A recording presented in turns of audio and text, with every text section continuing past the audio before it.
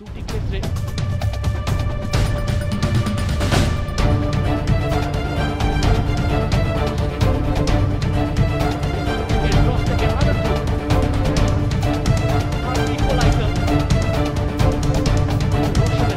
যেখানে বসে আমি এখন ভিডিও করছি, এখানে জাস্ট কিছুক্ষণ আগে একটা লিটারালি যুদ্ধ হলো ফুটবল যুদ্ধ। কলকাতা লিগ প্রিমিয়ার ডিভিশনের ম্যাচ কল্যাণী স্টেডিয়ামে এর আগে হয়েছে, মানে এই মরশুমের কলকাতা লিগের বেশ কিছু ম্যাচ হয়েছে, তবে সেটা পাশের মাঠে অর্থাৎ কল্যাণী স্টেডিয়াম বি গ্রাউন্ডে।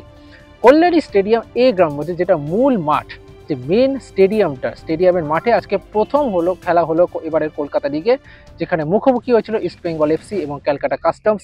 এবং যে ফুটবলটা আজকে ক্যালকাটা কাস্টমস খেলেছে অবশ্যই কুর্নিশযোগ্য। ইস্ট বেঙ্গল এফসি বিরুদ্ধে দুর্দান্ত ফুটবল খেলে তারা কিন্তু আটকে দিল লাল হলুদ ব্রিগেডকে। আকাশবাণী কলকাতা, শুরু হচ্ছে মহিলা মহল। উপস্থাপনা ও প্রযোজনায় বেলা দে। প্রথমার্ধেই জোড়া গোল কিন্তু করে দেয় ক্যালকাটা কাস্টমস। আর প্রথমে পেনাল্টি থেকে গোল করে কাস্টমসকে এগিয়ে দেন শ্লোক তিওয়ারি, এবং তারপর কয়েক মিনিটের মধ্যে সৌরভ সেন গোল করে 2-0 গোলে এগিয়ে দেয় ক্যালকাটা কাস্টমসকে। কিন্তু দ্বিতীয়ার্ধে ইস্ট বেঙ্গল দুটো গোল করে কিন্তু সমতায় ফেরে, এবং নিঃসন্দেহে এই ম্যাচটা ক্যালকাটা কাস্টমসের জেতা ম্যাচ ছিল, সেটা কিন্তু কার্যত বলা যায় ইস্ট বেঙ্গল ছিনিয়ে নিল। এবং সেই বার্তাটাই শোনা গেল ক্যালকাটা কাস্টমসের হেড কোচ বিশ্বজিৎ ভট্টাচার্যের মুখে। কিন্তু তিনি প্রশংসিত করছেন তার ফুটবলারদের, যেভাবে তারা লড়াই করেছে এবং একটা অনভিজ্ঞ দল নিয়ে যেভাবে তারা ইস্ট বেঙ্গলের মতো একটা অভিজ্ঞ এবং বলা যায় তারকা সম্পন্ন দলের বিরুদ্ধে যে লড়াইটা আজকে তারা দিল, সেখানে কিন্তু বিশ্বজিৎ ভট্টাচার্য কুর্নিশ জানাচ্ছেন তার সাপোর্ট স্টাফ, তার খেলোয়াড়দের, এবং বিশেষ করে তিনি কিন্তু বার্তা তুলেছেন আবারও ভূমিপুত্রদের নিয়ে। কারণ কাস্টমস দল তারা যে ভূমিপুত্রদের নিয়ে তারা কাজ করে, বিশেষ করে রবি হাঁসদা, নরহরি শ্রেষ্ঠাদের মতো অসংখ্য উদাহরণ রয়েছে, এবারেও কিন্তু তার কোনো অন্যতা হয়নি। কি বলছেন ক্যালকাটা কাস্টমসের হেড কোচ বিশ্বজিৎ ভট্টাচার্য, আসুন জেনে নিই।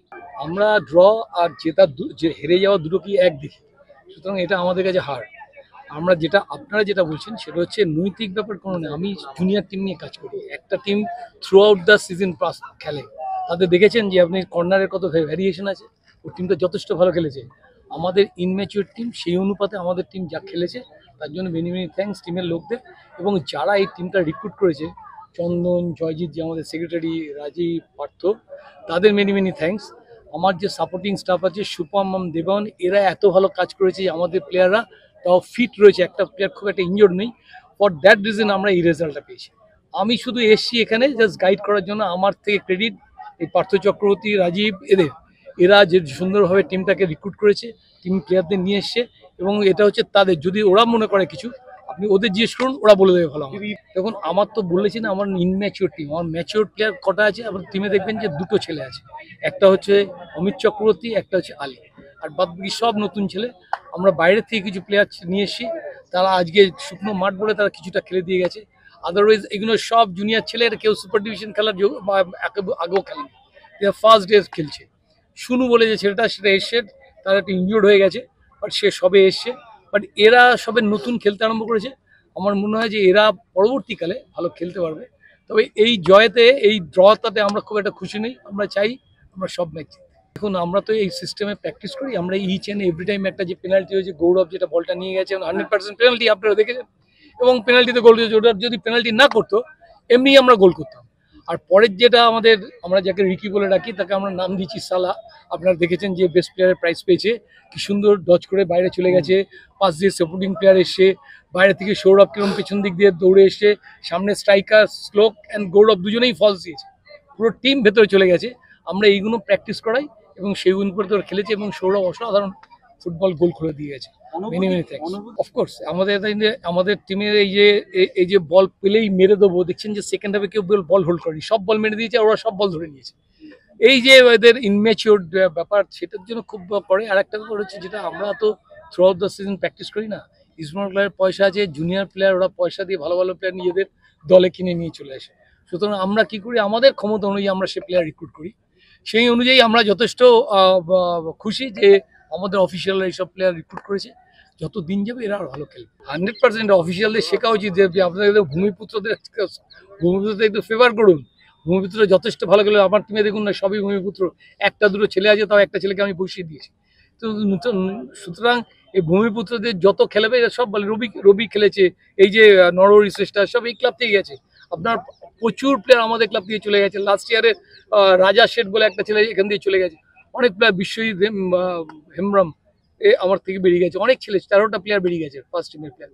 সুতরাং আমরা এরকম নতুন প্লেয়ার নিয়ে আসি, নতুন প্লেয়ার তৈরি করবো, তাতে যা খেলবে আমার মনে হয় ভালো খেলবে। আরো আমরা কথা বলে নিয়েছিলাম দুই গোল স্কোরার শ্লোক তিওয়ারি এবং সৌরভ সেনের সাথে। সৌরভ সেন কিন্তু এর আগে গোলও করেছেন, এর আগে কিন্তু বিএসএস এর হয়ে ইস্ট বেঙ্গলের বিরুদ্ধে গোলও করেছেন। সুতরাং ইস্ট বেঙ্গলের বিরুদ্ধে এলেই কার্যত জ্বলে ওঠেন সৌরভ, সেটা বলাই যায়। কিন্তু যেভাবে আজকে কাস্টমস এই দুই ফুটবলার তাদের গোলের সৌজন্যে এটা জেতার সুযোগ এসেছিল, সেটা যেভাবে হাতছাড়া হলো, সেটা নিয়ে কিন্তু খানিকটা হতাশ। কি বলছেন তারা, আসুন জেনে নিই। তো पहले बताइए, ईस्ट बंगाल के खिलाफ, फाइटिंग के खिलाफ गोल तो कैसा लग रहा है? अच्छा भी लग रहा है बट बुरा भी लग रहा है, क्योंकि जिस तरह हम फर्स्ट हाफ खेले, 2 गोल मार के फिर 2 कंसीड कर लिया, जीत सकते थे मैच। सेकंड हाफ में अगर हम और पुश करते, एक और गोल आता, तो मेरे को नहीं लगता वो कम बैक कर पाते। जिस तरह हमने डोमिनेट किया फर्स्ट हाफ में और 2 गोल लिए, लग नहीं रहा था कि वो आईएसएल टीम है। बट ठीक है, अगली मैच में और बेटर करने की कोशिश करेंगे। तो आप क्या कहेंगे? ভালো লাগছে বড় টিমে এসে গোল করে।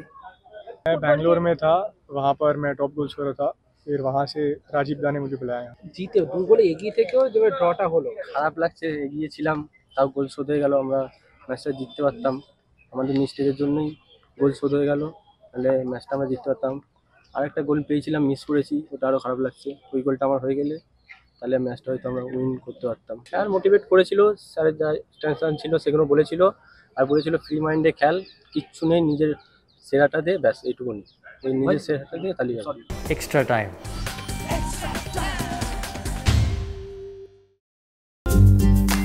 লেটেস্ট নিউজ আর এক্সক্লুসিভ ভিডিওর সঙ্গে আপডেট থাকতে এখনই সাবস্ক্রাইব করুন আমাদের ইউটিউব চ্যানেল। বেল আইকনে ক্লিক করতে ভুলবেন না যেন।